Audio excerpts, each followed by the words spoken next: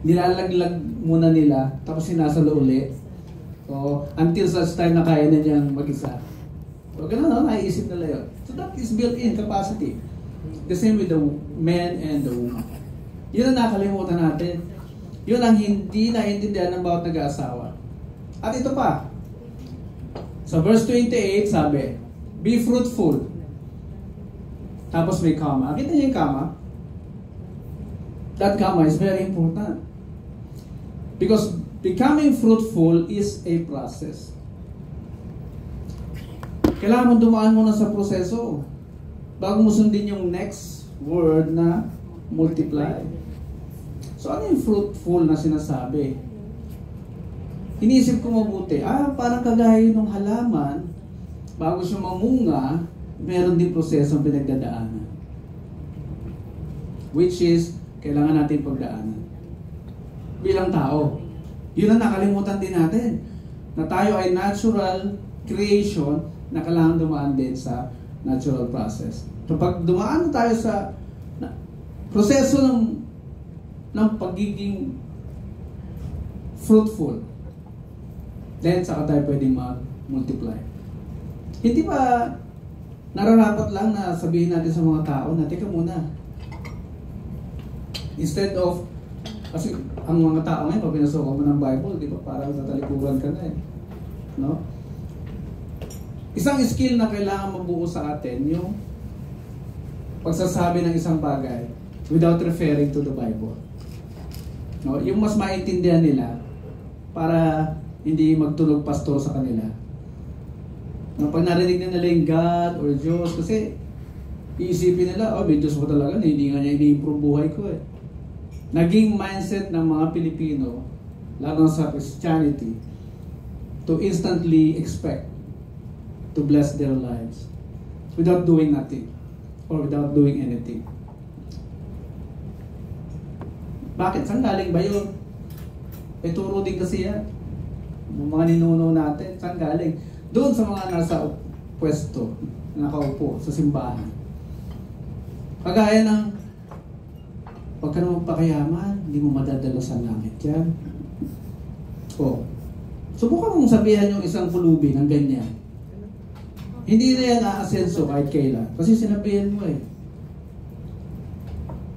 How much more kung galing yan sa isang may authority? Galing simbahan. Sa kanya galing yung turo na yun. How much more? Hindi ka na magsisikap. Okay? Ang dami ko pang gusto i-explain dito, pero ang dami pa rin kailangan i-present dahan-dahan hanggang kay Jesus Christ. Okay? So, remember, hindi kailangan i-dominate ang isa't isa because wala sa instructions. Pagdating ng Genesis 2, chapter 2, nagbagong equation.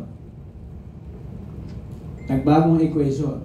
When they picked the fruit, and the man accepted this woman na galing sa kanyang ribs, na sabi niya, bone of my bones and flesh of my flesh, she shall be called woman. It was the man who decided on that. Yung tao ang nagdesisyon, not God. Hindi niya sinabihan yung tao na this is your wife. Walang ganon, walang endorsement. Basta nung lumabas na yung babae, sabi sa Genesis 2:20, and God brought her to the man. Brought her to the man. When you check the word brought, in Hebrew, it's paraded. Pinarada daw ng Diyos yung babae sa harapan niya. At siya nagdesisyon na sinabi niya, ito ay galing sa aking buto. Ng mga buto, laman ng aking mga laman. So ang lalaki po nag-asawa, nagdesisyon, tinanggap yung babae, siya yung nag-decide no. Iko-convince niya yung babae, tanggapin niya yung kanyang proposal. So that where the marriage starts. So puntahan natin yung marriage origin. Hindi naman kasi nature ng babae ang mag-alok ng kasal sa lalaki. Di ba? Wala naman sa nature niyo yun eh. Even deep inside, ramdam nyo, something ain't right pag ako nag-alok ng kasal. May client kami lumapit sa amin, ano? marital crisis. Kasi yung husband daw niya ng babae, Bombay. Taga dito lang sa Maynila. O, nung inaalam ko na yung istorya, ganun pala nagsimula yung marriage nila. Paano? Inalok daw niya yung lalaki na magpakasal. Eh, nakita ko na agad yung problema. Inalok mo na agad yung lalaki magpakasal.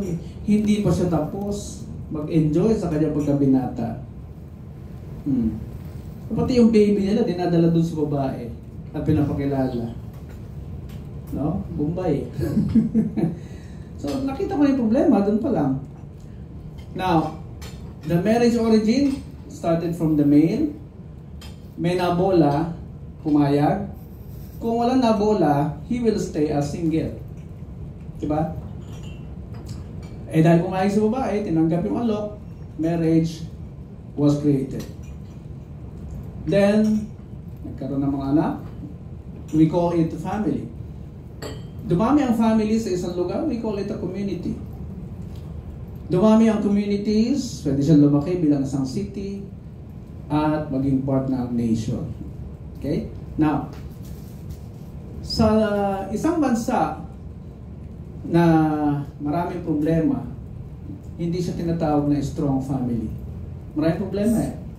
Because according to studies, syempre, ang pinanggalingan daw ng lahat ng problema natin, social ills, is from the family, as stressed by Reverend Dave Madayag kanina.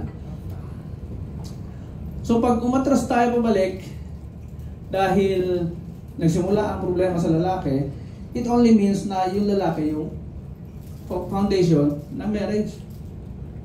Baka shocking ito para sa inyo because whenever we ask the couples sa mga seminar, sino ang foundation ng marriage? Sasagot sila, according to sure, no? According to feelings. Both the male and the female. Kami ang foundation. Okay? So lilinawin ko muna. Bago ako pumayag na sa sagot nyo, sabi ko, linawin muna natin. Kanina simula ang marriage. Then, sasabihin kong kayong dalawa ang pundasyon ng marriage the moment na pareho na kayong iisa. Iisa. Di ba naririnig nyo na pag pinagsama kayo, nagiging isang katawan? Narinig niya, di ba? Ano pagkakaintindi niyo doon? Can you tell me your thoughts about it? One soul. One soul. One body. Ano pa? One team. Yan. So pag hindi sila one, doon pala may problema na, di ba? Magkaiba ng desisyon, magkaiba ng outview, magkaiba ng opinion, etc. Doon pala may problema na. Nakaka-stress na yun, di ba? Lalo na pag siya lagi nagdidesisyon. Because pag yung lalaking nagbuo ng marriage ay hindi ginampanan yung role niya as the foundation, yung babae, maapektuhan. Magmamalfunction. Ano ang gagawin ng babae para umayos yung relationship? She will take over. She will take the lead. Gagampanan niya yung dapat ginampanan ng husband na hindi niya ginagampanan. Siya yung gaganap. Bakit? She feels na meron din siyang capacity to fulfill their goals, their dreams, etc. So pag nag-take over si babae, ang lalaki naman yung magre-reklamo in the long run. So umpisa, wala siyang choice. Wala siyang trabaho eh. Wala siyang magawa. Hindi siya mapag-desisyon.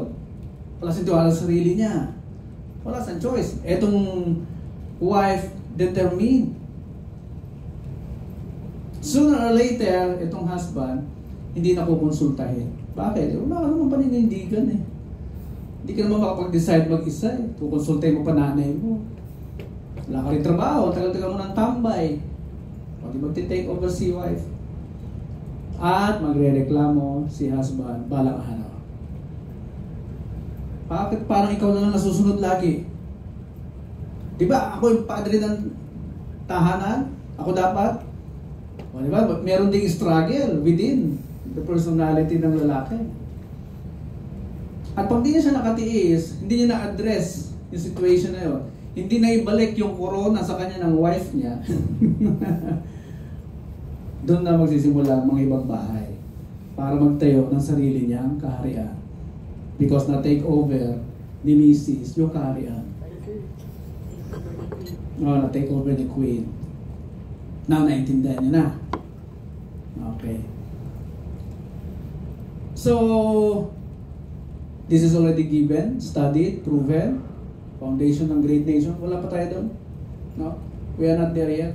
Given the social ills at budget na sobrang laki na kailangan ng DSWD to address all these problems of poverty, of broken relationships, etc.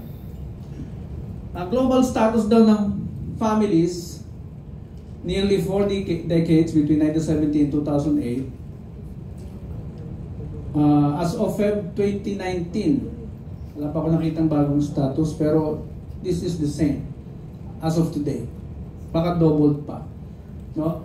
Yung divorce married people to 5.5. Every 1,000 married people. So from 2.6 naging 5.5. And in GMA News, last 2014, 1 for every 5 Pinoy marriages is annulled. Baka ang ratio nito ngayon is 2 for every 5 marriages. At ito ang maganda. Rappler made a study according to the records of the OSG. Alam niyo yung OSG? Alam niyo? Office of the Solicitor General, which serves as the state's lawyer. Kaya for every annulment, involved sila.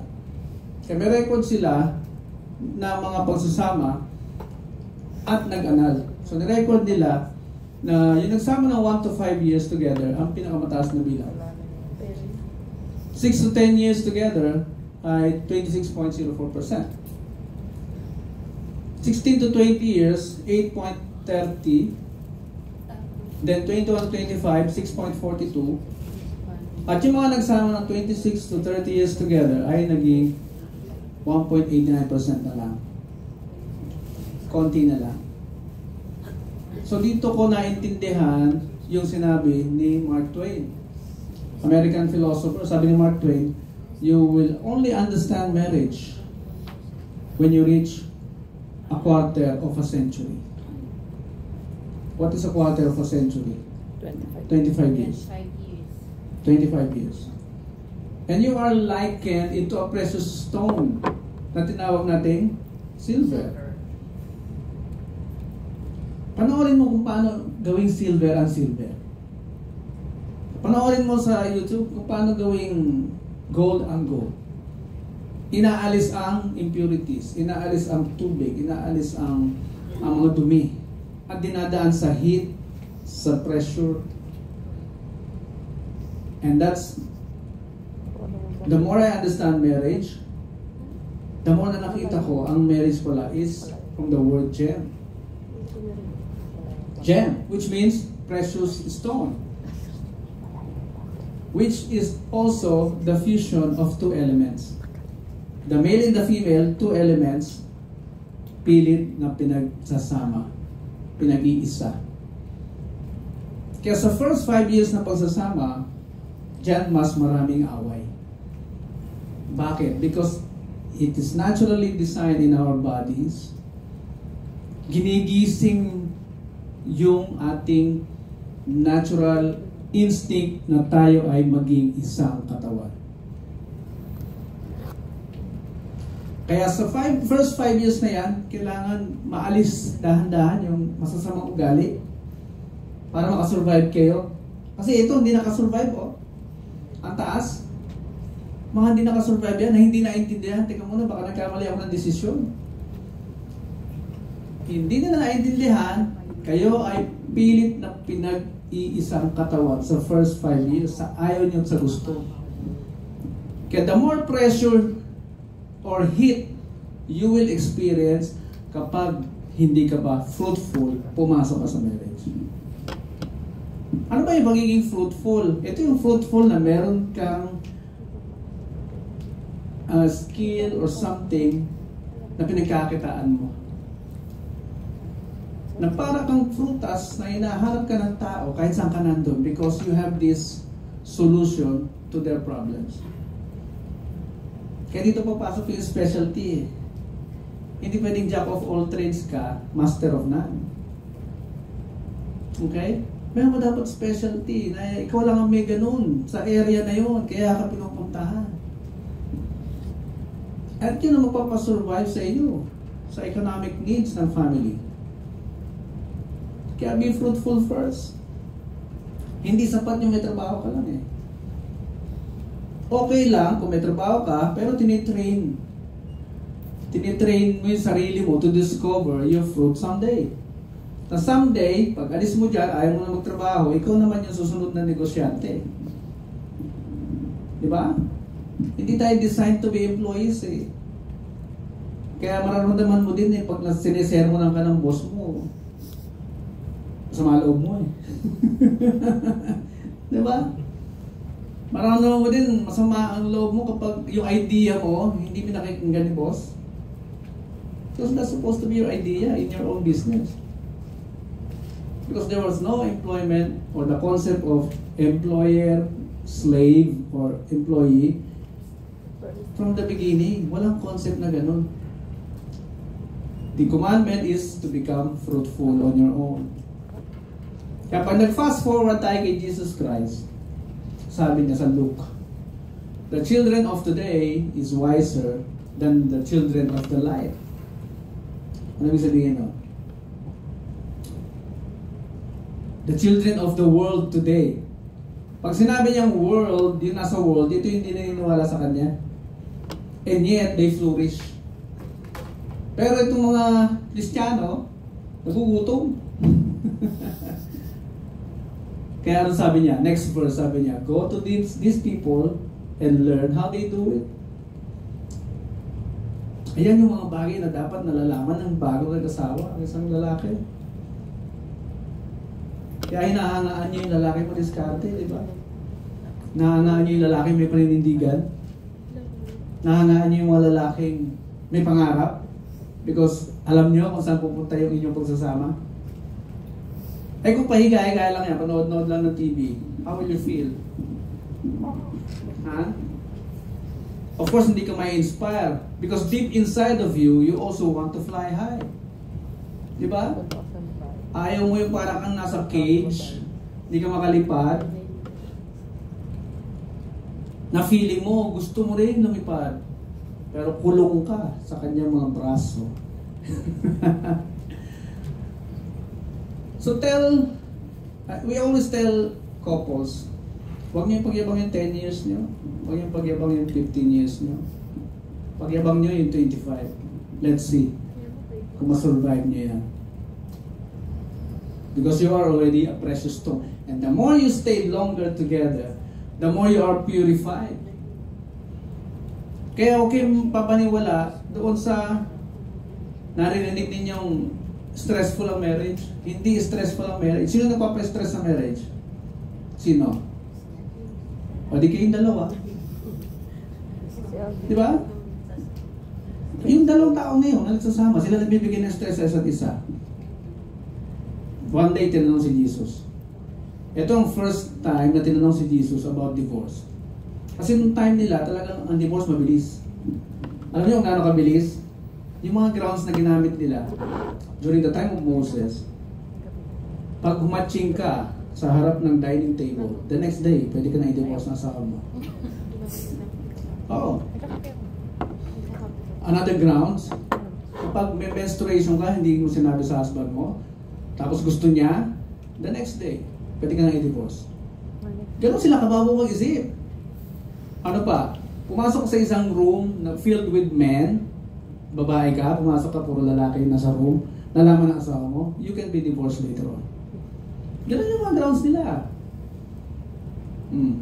Anong sagot ni Jesus? Bakit daw pinapayagan ni Moses yung divorce? Sa kahit na anong dahilan, basta na lang dinidivorce. Ang sagot ni Jesus, hindi niyo manaintindihan, nalalaman, na from the beginning, bumalik siya pa atras. From the beginning, ang sabi ng Diyos, This male and female ay magsasama at iiwanan yung kanyang magulang. Ang sinabihan lang na iiwanan ng magulang yung lalaki. The male will leave his father and his mother at makikipisan sa kanyang wife, and they will become, ano kasunod? One flesh. Pinayagan kayong ni Moses na mag-divorce kayo dahil ang titigas ng ulo nyo. Basa nyo ba yun? Titigas ng ulo nyo eh. Saan tumigas yung ulo? Ayaw maging isang katawan. Ang tingin sa asawa, kontrabida. Kontra ng kontra sa lahat ng gusto ng isa. Kaya nahirapan sila maging isa. Eh yung flesh na sinasabi ng Bible kasi, yung flesh, ito mismo. Ang flesh na ito ay mayroong tatlong component. Alam niyo kung ano yung tatlong component ng flesh? Spiritual, psychological, and the physical. Yung tatlong yan ay kailangan talaga pag samasamahin, pag isa-isahin. Ano ba yung physical? Titira kayo sa isang bahay. Magsasama kayo. Lagi kayong magka-agree sa lahat ng bagay. Spiritual, malaking tulong na kayo ay parehong naniniwala sa isang Diyos. Malaking tulong na kayo ay parehong may takot sa Diyos. Malaking tulong sa relationship na kayo ay pareho ng likes and dislikes. Nag-agree sa lahat ng bagay. Malaking tulong yun, di ba? That's spiritual. Ano yung pangatlo? Psychological. Mental, na kailangan supplyan ng kaalaman, ng knowledge, etc. Para magkaroon kayo ng the same level of knowledge. Hindi nakakatulong yung isang husband na walang laman ng utak, tapos yung wife aral ng aral. Di ba? Hindi nakakatulong sa marriage yun, na walang interest ng husband na mag-aral. At dahil sa walang interest, ito si wife gusto mag-aral na mag-aral. And sooner or later, tatalino itong babae. Tapos itong walang laman ng utak, ma-overpower. At mag-complain later on. Dinidisrespeto mo na ako. Parang wala na akong halaga sa marriage na to. Oh, lalabas yung mga malfunctioning na yan because merong design na hindi nasusunod. Because our marriage ay design ng Diyos. So what I'm telling you is the standard template of marriage.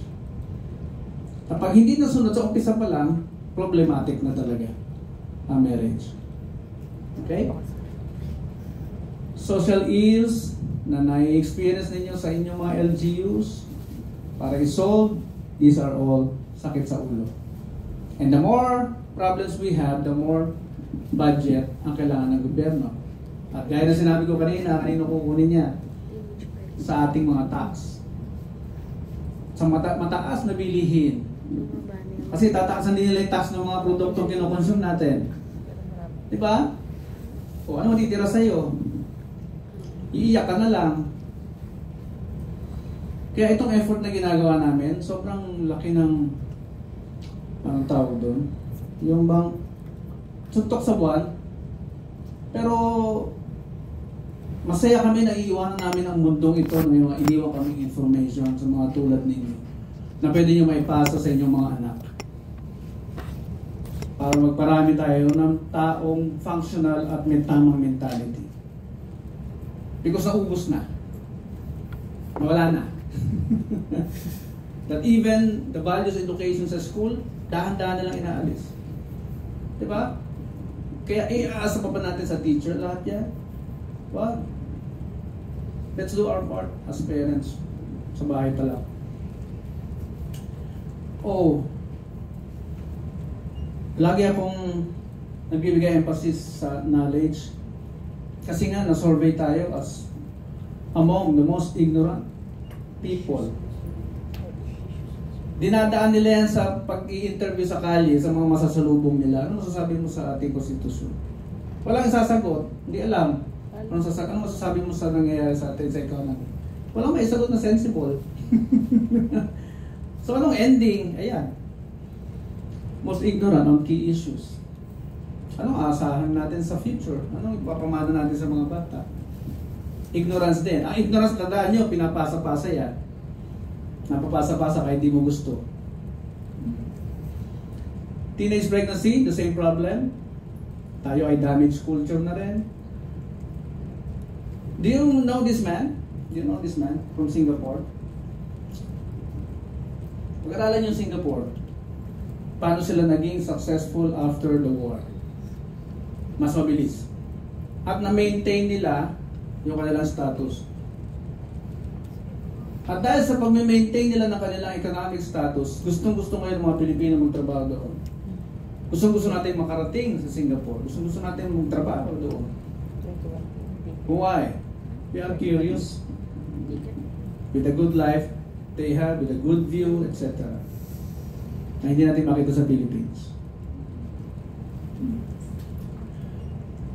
A social issue, alam niyo na yan, hindi ko na di-discuss to, but it is often the consequence of factors extending beyond an individual's control. So pag sinabing extending beyond an individual's control, ito ay from the individual na dumami at gumagalaw, kumikilos sa society out of control.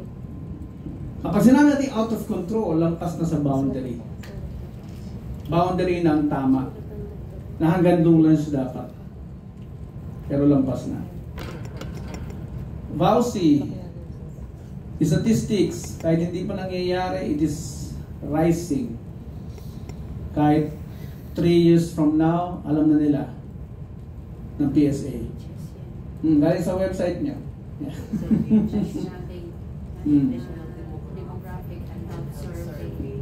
Diba? Kaya kinakausap yung mga compost, baka isa na kayo dito. O, sa mga accountant. Ang galing, di ba? Fatherless homes ang pinaka-problema natin. Not only fatherless, fathers or husbands na walang knowledge at pumasok sa marriage. Sa Amerika, pinakamataas na crime rate. Hindi lang natin nakikita lagi sa media. Pinag-aralan nila, bakit? Ano ba problema natin? Ba't ang dami natin social ills? They discovered na yun pala ang reason. Fatherless homes. Because they discovered na ang consequences ng wala ang tatay sa bahay ay ito. Number 1, as supported by the data below, children from fatherless homes are more likely to be poor. Bakit magiging poor ang bata? Wala nagtuturo sa anak kung paano gumawa ng pera eh. Diba? Eh kung masama din yung pinanggagalingan ng pera ng tatay, edi ano yung papamana niya? Edi masamang gawain din. Doon siya na kumikita eh. Become involved in drug and alcohol abuse. Nai-involve sa drug because legal din yung bata eh. Walang guide eh. Next, drop out of school and suffer from health and emotional problems. Alam niyo yan, no? Pag nagpunta kayo sa mga eskwelahan, alam niyo yan, na yan talaga ay nagiging effect sa kanila because of a fatherless home. Kaya sabi ko, kung lalagyan lang lagi ng shock absorber ng DSWD by giving ayuda, yung lahat ng problema ito, hindi matatapos yung problema. Taon-taon, kahit sino maupo, we will fix the same problem. Diba?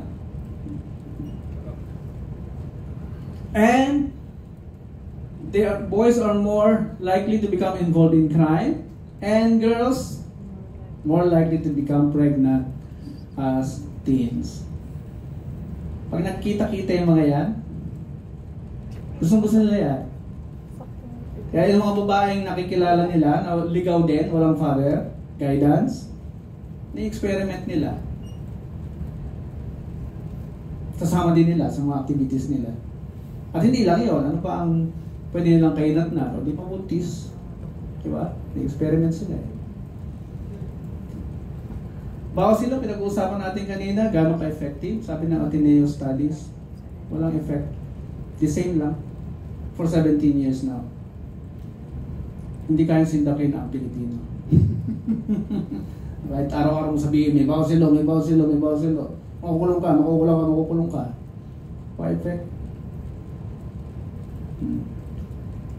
Because hindi nila naiintindihan na ang marriage na pinasok nila, kaya malaking bagay din na naitutulong at naiintindihan nyo to ng tama.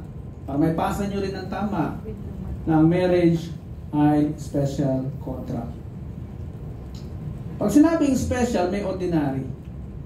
Tandaan nyo pag nabasa niyo sa batas. May ordinary. Ano yung ordinary contract? Ito daw yung galing sa civil code na meeting of the minds ninyong dalawa. Na pwede mong ipasok yung terms and conditions mo. Unlike sa marriage na special contract, special na siya in nature. Kaya siya special. Because it is an inviolable social institution. Pinag-iralan mo puti sa salitang inviolable. Ano to? Inviolable na to. Pinaka-closest Tagalog na pwede kong i-share sa inyo is hindi siya kabuwag-buwag. Inviolable. Hindi siya kagiba-giba. Kahit sino. Hindi pwedeng gibain. No? Because its nature, consequences, and incidents are governed by law. In other words, hindi na masusunod dito yung terms and conditions mo sa marriage. Sino na masusunod? Yung law. Yung patas na, wala ka ng karapatang mag-insist ng terms and conditions mo. Ay hindi kita i-respeto kasi hindi mo akong minamahal. Hindi ka na entitled doon sa rights na yun to complain. Hindi na. Ay hindi kita mamahalin kasi hindi mo ako nire-respeto. Hindi ka na entitled doon. Okay? Kasi yun lang nasa batas eh.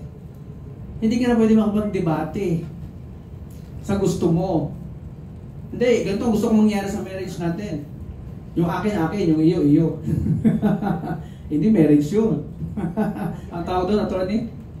Panyero? No? Ang akin lang. Yung sa'yo. Hindi marriage ang tawag doon. Hindi siya special contract. Di ba? Legal possession na po ba yan?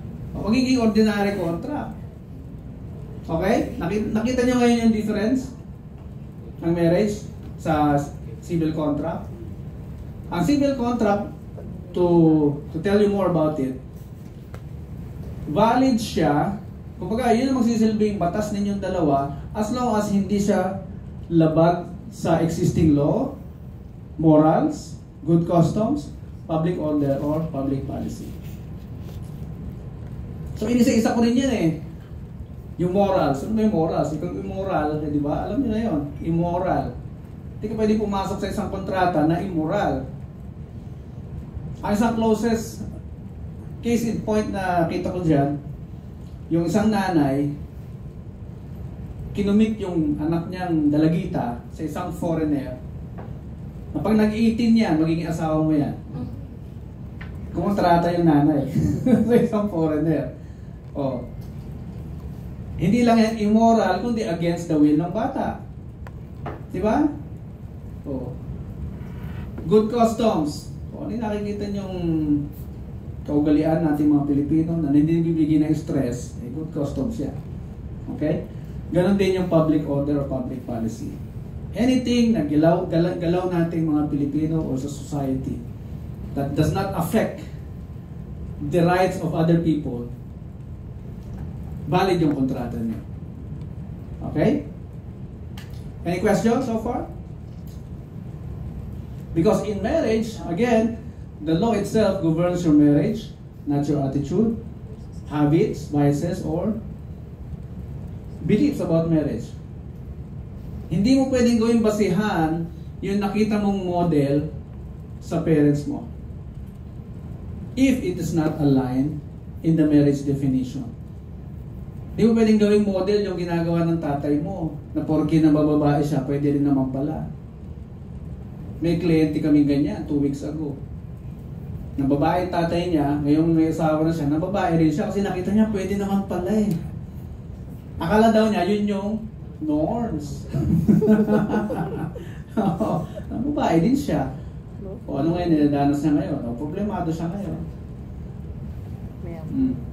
You cannot impose your terms and conditions. Only, before the marriage, binigyan tayo ng chance ng batas to separate kung ano man yung ayaw mong isama sa marriage. Or dalhin sa marriage.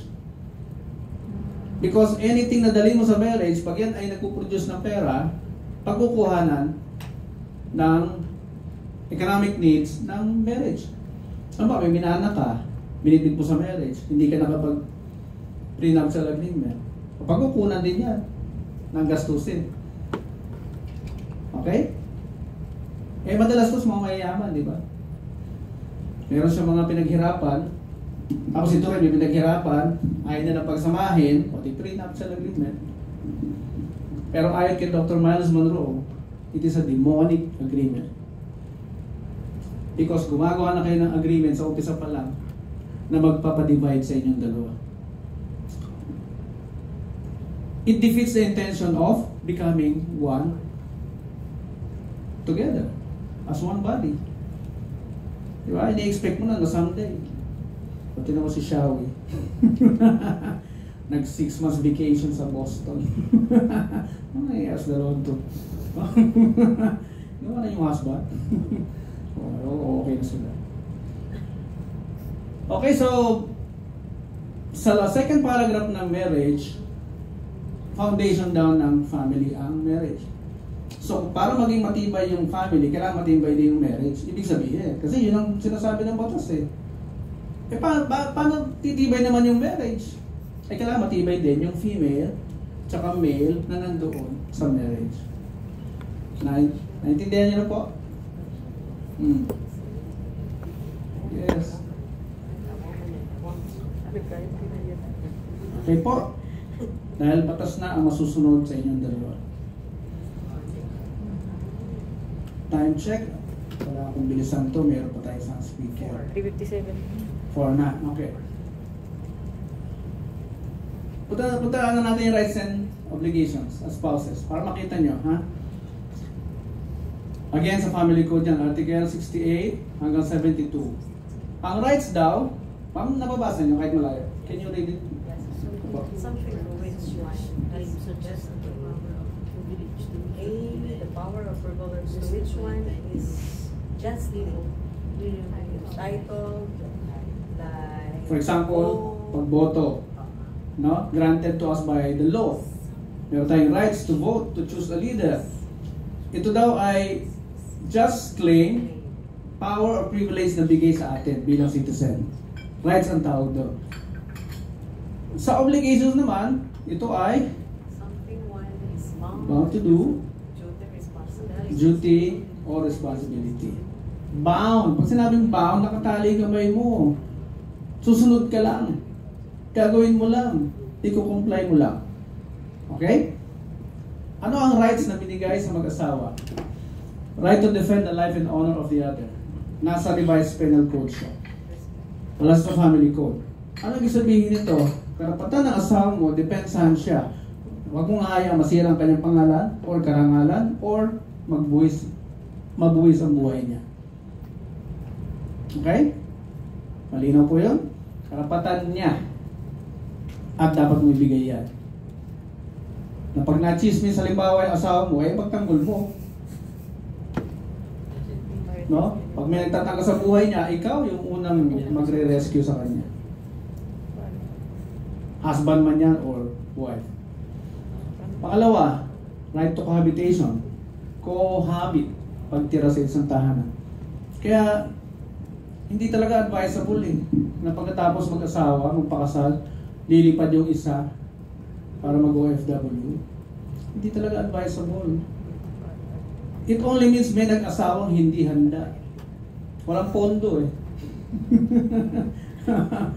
At ang mentality nandun sa ibang bansa ang kapalaran. Kapalaran niya. Which is wrong. Okay, bibilisan ko na lang. Right to sexual intimacy, naging, ano yan, di ba? Oo, yung si Robin, sexual intimacy, rights daw ng lalaki yun. Nakapag-inhit, kailangan niya pagbigyan. Tayo niya sa gusto. I-play ko yung interview niya later on. Right to jointly exercise parental authority over the children. Medyo mahabang usapin ito. Right to be supported by the other. Right to procreate. And mapapansin nyo na nabuhay tayo sa culture ng rights. Nabubuhay tayo sa culture ng rights. Puro karapatan. Yung obligations, nakakalimutan na. At matatawa ka, 5 lang ang obligation mo under the law. Samantalang yung rights ay 17. Ayan o. Hanggang 17 yung rights. Yung obligations, 5. Ito, right to privacy, nabanggit ko kanina. Ang sabi ng Supreme Court, dun sa mag-asawang yung doktor, pinasok yung clinic, kumuha ng ebidensya. Sabi ng Supreme Court, the privacy, communication, and correspondence shall be inviolable except upon lawful order of the court. Kapag humingi ka ng permiso sa korte, siguro. Diba? Diba ganun yan, Panyero? Para kalkalin yung private matters ng asawa mo.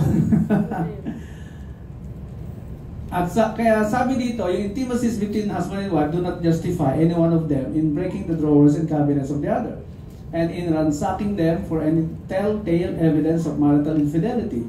A person, by contracting marriage, does not shed his or her integrity or his right to privacy as an individual, and the constitutional protection is ever available to him or to her. Sabi ng batas, ng tao. Pero magtatalo ang damdamin mo, bakit hindi mo alam yung mga bagay na yan tungkol sa asawa mo.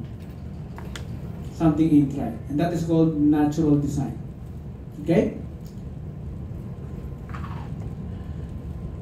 Yung obligation, eto na, marital rape. Mainit na usapan to. Tapusin ko lang ito, Panyero. Sa People versus Jumawan case, sabi niya, sabi ng Supreme Court, clearly, it is now acknowledged that rape as a form of sexual violence exists within marriage. So, pwede ka kasuhan talaga ng rape daw. Kapag pinilit mo ang asawa mo. At covered nito, pati yung babaeng namilit. Oo. Di ba, Panyero? O, yung babae, gustong-gusto. Yung husband mo, ayaw. Pag pinilit mo na yung husband mo, pwede mo rin siyang kasuhan ng marital rape. Doon ako natawa Pero, ang concept ng law na ito, ang nasa isip nila when they establish this law, babae, ang laging on the losing side. Pag wala sa mood. Totoo naman. Ay, sa studies, yung lalaki daw, anytime, magkaka-mood yan. Basta nakikita ng chance. Pero ang babae, hindi laging ready. Okay? Ang suggestion nila, ito, besides a husband who feels aggrieved, hindi niya makuha yung sexual rights niya, ang suggestion ay pumunta sa korte para i-declare siya na psychologically incapacitated. Nasaan ang preservation of marriage? Wala na. Pinapupunta mo na sa korte. Para ipaanal So ito nakita mong diferensya. Bakit tayo confused lagi sa batas? So kailangan natin i-straightforward sagutin. So, I will show you yung video ng interview kay Robin Padilla. At hiningan ako ng comment dyan ng Julius and Tintin show.